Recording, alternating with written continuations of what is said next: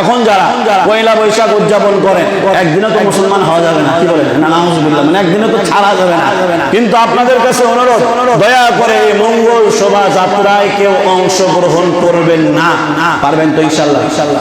এখন একদিনে তো নিষেধ করে ঠিক করা যাবে না। আপনার যদি মনে হয় পান্তা ভাত ইলিশ খাবেন, খাইয়ে না, কিন্তু ব্যাপার হলো যে মঙ্গল শোভাযাত্রায় যেই জায়গায় মূর্তি রয়েছে, যেই জায়গায় শিরকিয়াতের ছোঁয়া রয়েছে, এই জায়গায় মুসলমান কখনো অংশগ্রহণ করতে পারে না। মুসলমান নামাজের মধ্যে দোয়া করেছে, ইহদিনাস সিরাতাল মুস্তাকিম সিরাতাল লাযিনা আনআমতা আলাইহিম গায়রিল মাগদুবি আলাইহিম ওয়ালাদ-দাল্লিন। হে আল্লাহ, তাদের পথ দেখাও যারা তোমাকে রাজি খুশি করেছে, সঠিক পথে চলেছে, তাদের পথ দেখাও না যারা পথভ্রষ্ট, যারা মঙ্গল শোভাযাত্রায় অংশগ্রহণ করে মূর্তি নিয়ে চলাফেরা করে, মূর্তি নিয়ে বলে পয়লা নববর্ষ, শুভ নববর্ষ। তারা আর যাই হোক, আল্লাহ রাব্বুল আলামিনের প্রকৃত ঈমানদার বান্দা হতে পারে না, তারাই হচ্ছে ধ্বংসপ্রাপ্ত বান্দা। কথা বলেন ঠিক কিনা?